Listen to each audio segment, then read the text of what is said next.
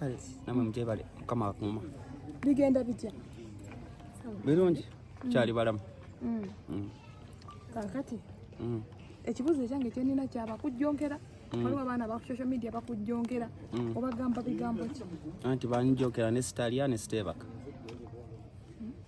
ebyenjogera mba njagala gwe kikwatako afune mukyafuna kasaawo bakitegeera ebisigadde tebina kye biza kunkwatako kiri awo sasse muntu saalimpi kati waliwo abaana ba social media nga bazzeeyo nnyo enjala ne batuuka ne bagamba ne boogera ne ku anti nekinkola kitya gwe nga gwe saalidde seebase sikoze leero omusana saagulabye ebyo biwulidde emyaka gyonna ate ekirungi balwaningira ku bintu byebimu ya in ya out kati omuntu agetinga used kati goza abaana bange bonna balina mobile phones ose babirabye ne bali bulungi basoma balidde n'okulya ngena kukimakaaba mu kusomero leero abantu abasinga beebuuza ne bagamba fiye ye yaddawo fiye twalina okukola mu luzungu bakiyita oba kyanga bogamba tusooke tuwemu break re-strategize music industry eno yakyuka nnyo ebintu bye twakolanga luli engeri gye mwali mutambula ate naye ng'omuntu 10 years back to back yali alina okulinga down akomewo ali strategizing abantu abasinga bawulirako nga kigambibwa mbuya ye alina okubayo ne concert bwe yagipostinga anti era omuntu ayinza kukola concert nga tali stable so federation yamujja mu rehab ne tulowooza tukomewo music naye era abasawo ne batugamba mujja kuba mwanguye musooke muleke mujjemu eno system agende mu nsi endala ali organizing mwenyinza okyogera simanyi oba kyogera mu proper otherwise ne bitambula ne bagamba mbu nayagala kudda mu gospel music ekyo kyo kisobokera ddala eyo decision ye naye nga kisobokera ddala kuba balina ebintu bye bali okukola ne Apostle Grace Lubega jukira yakabeeranda so kisoboka but decisions ezisinga twagala ye akole ekintu kyagenda okuba nga ye nina ekibuzo kyengenda okubuuza simanyi gye kigenda kuyisaamu naye kitambudde nnyo ekyomukyala ayitibwa Faith mbeera gyalimu omuyambi otya gwe nga kati Faith ino tubulako bubuzi ne Faith tumuliko ne family ye njogera naye just kyatuuka ekiseera dadi ne bimunyiiza omanya abantu ba drug abo oba oli addicted to drugs otuuka ekiseera noonyiiza omuntu ng'awulira omutami gye watutte TV leero watutte kino wa boda kubanja wawuba agamba yakutwalidde bwereere wadduse bitama so waliwo wabula then netuddamu netwalaba nga mutaddeyo era netuddamu netumunoonya naye mpozi nze ekya Faith bambi mukazi watumusibako sirimu kinnuma omanyi rehab bw'ogenda kibasooka okukola kucekinga musaayi byakaba mu rehab 3 nga temunamusigako sirimu sobola ozibaa ne mugenda ne mubuuza results ze just drug eyo ate enzibu yakuvaako abamanyi ebya drug mubimanyi gwakati kyakozesa cocaine oba ice sikirungi nnyo zimenyamenya naye the worst is ice bayi yakuba ku dopamine ate nzibu yaku bringing her back libanga bwa lina kuona mpola siwa encha ku machavaako ate jukira mu mutwe temuliimu muno okutekamu septrin omutwe ogenda okutraininga step by step day by day so buli omu atwala period ye tekiriiko mu myaka 3 myaka 4 nze n'abantu bemanyi batabani ba pastor bayingi nadi mu rehab emyaka 10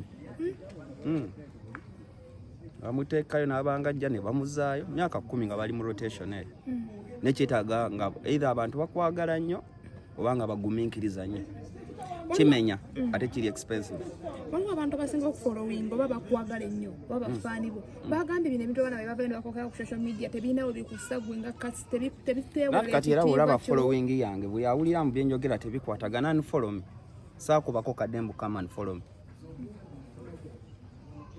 nina almost 2 million people Facebook nina 500,000 Instagram 500,000 Twitter 500,000 Snapchat sikya accountinga TikTok nayo mpezaayo ndowooza another 500,000 unfollow gende tobeebuya bwotyo nze mbadde manyi omuntu okufollowinga kyaliwo nze sinza kufollowinga sina nnyo kyenkwetaagako kufollowinga nina kyenkwetaagako so if I've become a nuisance ng'olaba sitegeera akajjako gwakalina ajjako bujja bwoti buli omu akola ebibyo nsigaleeyo nsigale buli kijja mu media buli bajja mu media ennyo ne wabaayo ebivume ebikuvuma buli muntu abuuza ebiseera bye basinga kati saawummula ddi nenze singa entalo zange muzegenderedde nze sibanga kawo nenona lutalo nga byange nga biyamba nze ng'omuntu mba nina kintu in most cases mbaako n'amaanyi emabega nga tebatya ate nga n'ebimuubira ebisa amaaso abiri weegati naye ng'oli tajja kusobola kukiyimirira mu nga kankuyambeko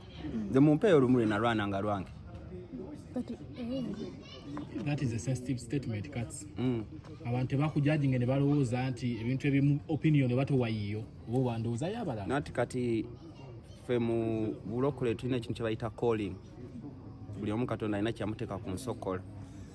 Of recent mukwano gyange abanyankole bangambye erinnya Katamba mu Lunyankole litegeeza omuyambi waffe omuntu ali awo nga alina tuyamba mu Lunyankole kye kitegeeza. So it made even proper sense. Waliwo anasi abavuddeyo nga buli omu ayogera bibye ne kubaako nati tuli mu season ya pushing your YouTube channel views and likes kyovala nga abasinga sabazeemu ozasibiraba bonna mbalaba Ntambi Rape penge byonna mbiraba. Now you know what you want at the end of bro. Bafuse basenga babeere nakojja nabo bennyini bafuneyo abaabwe nze baalinda sebulesi nkolera abantu mugende munoonyereza empola sitera nnyo kwekolera nze nkolerera abantu tugambe tyogera mutume. Do you feel like the world judges you, Kats? I used to feel that when nemanya buli omu bamujajinga nawe olina wakujajinga no.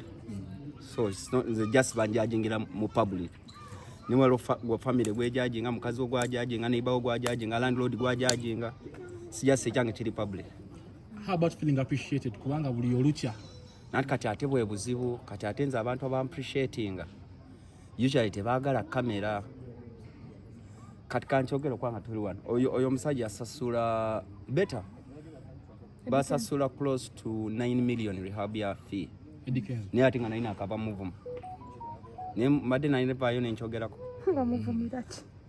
kanifa kali kusaa muvuma naye twalitu nalisikanya nze naye gambyeko awo omuntu yakoze show nga alinga mokinga Katonda naye tomanyi bapasita boogedde nange bankubidde masimu ate nga bali abamalayo kwegamba nze ebintu byange abantu abasinga they don't pay me back on internet and social media. Chovala sometime back birthday yange obujjukira Shira Gashumba yagamba niyo omwana ono birthday no tumuwe emitwalo 5 bamujijjukira sinze namugamba naye ate temumanya sente zinafuna that birthday just nateeka koze era nga nsooka kubuuza nkuwanike nemuwanika ni waliwo quiet people abantu bagabira ddala sente milioni 15.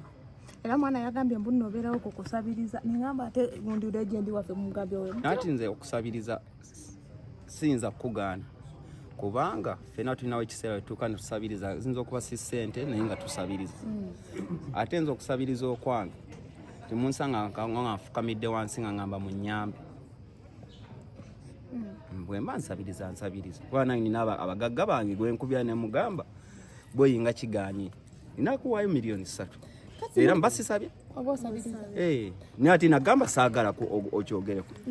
Kasi waliwo ekibiina kye wali okoze foundation yo yakomawo foundation munange before even the cut off funds ebitongole ebyo sente zaali era teziriwo bulungi ate ekirala ekizibu kye twalina is ebitongole bino bibadde okumpi emyaka 5 birina system yabyo engeri gye bikola ki ebitambulamu bw'oba bamuwa milioni 10 amanyimbu zino zigenda wakiso balina system yaabwe gy'otasobola kubendinga mu mujigemu Katamba ate nga nabo budget zaabwe zebaba zibamala bumazinga ki so kati ebisinga era nakolanga bya bwerere.